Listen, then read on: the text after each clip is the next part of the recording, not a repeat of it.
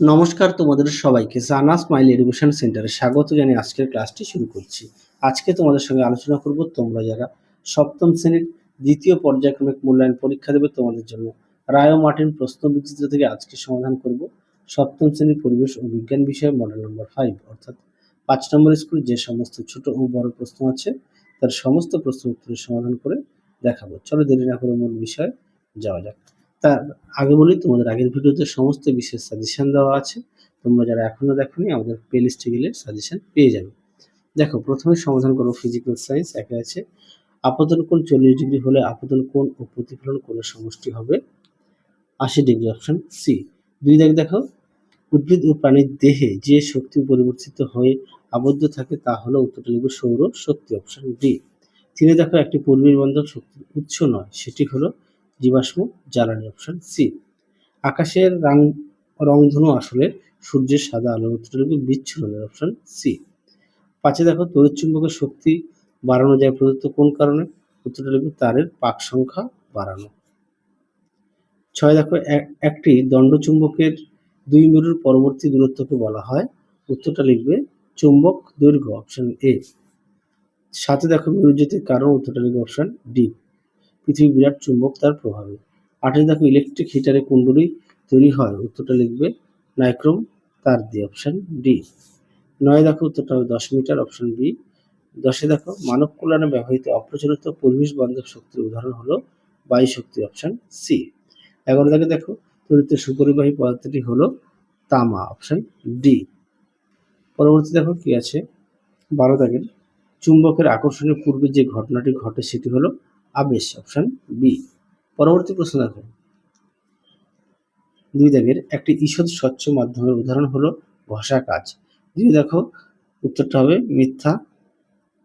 3 দেখো অতিবেগুনি রশ্মির প্রভাবে হয় এমন একটি ক্ষতির উদাহরণ হলো ত্বকে ক্যান্সার।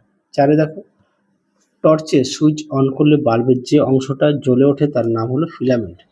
5 দেখো নিজের শরীরে বিদ্যুৎ উৎপাদন ব্যবস্থা আছে এমন একটি প্রাণীর নাম ইল। 6 দেখো কোন জীবাশ্ম জ্বালানি ব্যবহার করে তাপবিদ্যুৎ তৈরি করা হয়, উত্তরটা লিখবে কয়লা। তারপর দেখো 7 দাগের প্রশ্ন উত্তরটা হবে তড়িৎ শক্তি থেকে আলোক শক্তিতে রূপান্তর। পরবর্তী দেখো কি আছে 8 দাগের মুক্ত বর্তনী কি, দেখো প্রশ্ন উত্তর মুক্ত বর্তনী কি।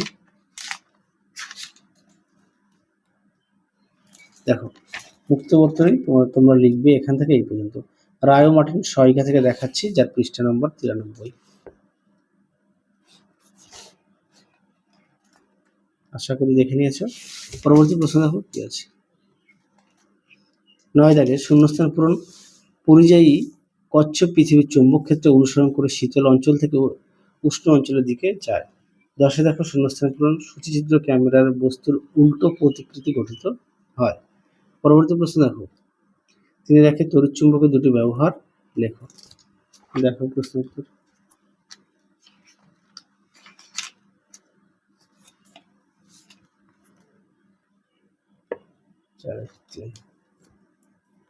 দেখো প্রশ্ন উত্তরটি তোমরা এখান থেকে লিখবে।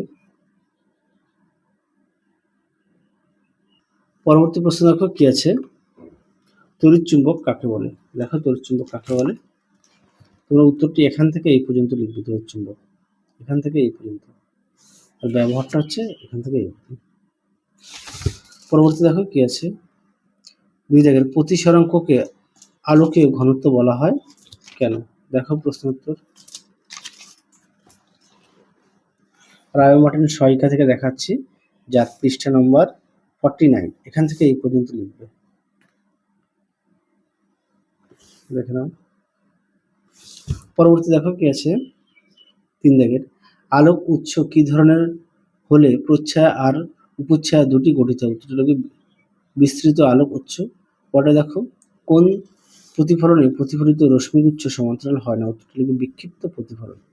পরেরটা দেখো 4 রেখা কি বলেছে বায়ু শক্তি কি, উত্তরটা দেখো বায়ু প্রবাহকে কাজে লাগিয়ে যে শক্তি উৎপন্ন করা হয় তাকে বলে বায়ু শক্তি। তারপর কি বলেছে এই শক্তির সুবিধাগুলি লেখো। দেখো পাঠ্য বইতে তোমাদের দেখায়, যার পৃষ্ঠা নম্বর 68। দেখো পাঠ্য বইতে সুন্দর করে দেওয়া আছে, তোমরা এইগুলো লিখবে। পৃষ্ঠা নম্বর পাঠ্য বইতে 68। পরবর্তী প্রশ্ন দেখো, দুই দাগের প্রশ্ন একটু দেখে নাও। এই প্রশ্নের উত্তরটি তোমরা পেয়ে যাবে পাঠ্য বইতে 54 পেজে। পরটা দেখো, ফিউজ তার কি, এর বৈশিষ্ট্য, আর ফিউজ তার কেন ব্যবহার করা হয়। দেখো এই প্রশ্ন উত্তরটা দেখো এখানে দেওয়া আছে ফিউজ তার কি, ফিউজ তারের বৈশিষ্ট্য, আর ফিউজ তারের কার্যনীতি। তোমরা অবশ্যই পড়ে নিয়ে লিখবে। দেখে নাও, কার্যনীতিটা এই পর্যন্ত লিখবে। পরবর্তী প্রশ্ন দেখো কি আছে, 3 দাগের, চুম্বকের উদাসীন অঞ্চল বলতে কি বোঝায়। দেখো প্রশ্ন উত্তর।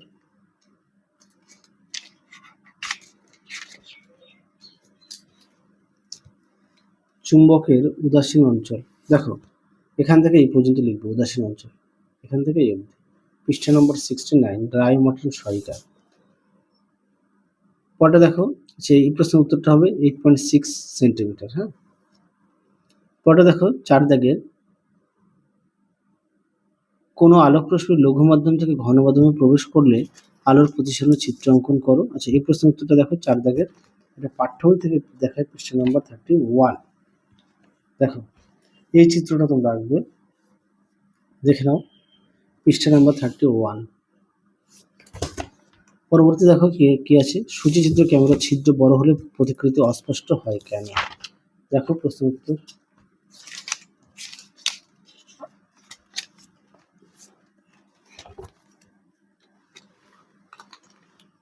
দেখো প্রশ্নটা একটু দেখে নাও,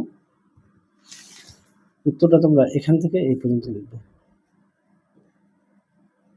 দেখে নাও পরবর্তী প্রশ্ন দেখো, আলোর বিচ্ছুরণ কি। দেখো প্রশ্ন উত্তরটি আলোর বিচ্ছুরণ, দেখে নাও তোমরা এখান থেকে এই অবধি তোমরা লিখবে। পরবর্তী দেখো লাইফ সায়েন্স কি আছে, 1 দাগ, স্কুটেলাম দেখতে পাওয়া যায়, উত্তরটা লিখবে ভুট্টা বীজে, অপশন বি। 2 দেখো শ্বাসমূল দেখা যায়, উত্তরটা লিখবে সুন্দরী গাছে, অপশন সি। পরবর্তী প্রশ্ন দেখো কি আছে, 3 দাগের প্রশ্নের উত্তরটা হবে অপশন এ ব্যাপন, 4 দাগের প্রশ্নের উত্তরটা হবে অপশন ডি স্থায়ী অঞ্চল। পরটা দেখো কি আছে, 2 দাগের, বদ্ধ নর্দমায় কোন বিষাক্ত গ্যাস থাকে, উত্তরটা লিখবে হাইড্রোজেন সালফাইড, সংকেত দেখো H2S। 2 দেখো ফুলের একটি অত্যাবশ্যকীয় স্তবকের নাম লেখো, উত্তরটা লিখবে পুংস্তবক। তারপরে দেখো 3 দেখো পরাগ মিলনের একটি সমস্যা লেখো। দেখো প্রশ্ন উত্তর,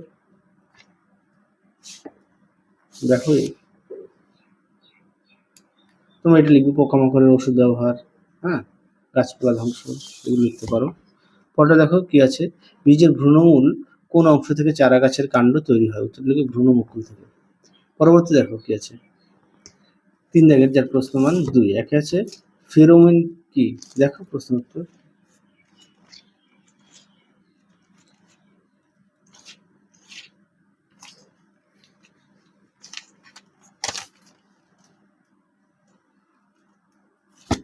দেখো পাঠ্য বই থেকে দেখাই, যার পৃষ্ঠা নম্বর 214। দেখো পাঠ্য বইতে তোমাদের সুন্দর করে দেওয়া আছে, তোমরা এখান থেকে এই পর্যন্ত লিখবে, যার পৃষ্ঠা নম্বর 214। পরটা দেখো, একটা রূপান্তরিত মূলের উদাহরণ দাও, উত্তর লিখবে গাজর ও বিট। 2 দেখো জেকবসন অর্গান কোন প্রাণীর দেহ দেখা যায়, উত্তর লিখবে সাপের, এর কাজ কি। তোমরা একটা কাজ করবে, এই উত্তরটা তোমরা ঠিক এখান থেকে এই পর্যন্ত লিখবে। পৃষ্ঠা নম্বরটা দেখে নাও 213 পাঠ্য। পরবর্তী দেখো 3 দাগের ব্যাপন ও অভিস্রবণের পার্থক্য লেখো। আচ্ছা, তার আগে এই প্রশ্নটা দেখায়, হ্যাঁ, স্বপরাগযোগ ও ইতরপরাগযোগ কাকে বলে। দেখো পৃষ্ঠা নম্বর 210, দেখো স্বপরাগযোগ ও ইতরপরাগযোগ কাকে বলে। পৃষ্ঠা নম্বর দেখে নাও 210। পরবর্তী দেখো কি আছে, ব্যাপন ও অভিস্রবণের পার্থক্য। দেখো এই প্রশ্ন উত্তরটা তোমাদের দেখাই, ব্যাপন ও অভিস্রবণের মধ্যে পার্থক্য। দেখো প্রশ্ন উত্তর, তোমরা অবশ্যই বিষয়গুলো উল্লেখ করবে, দেখে নাও।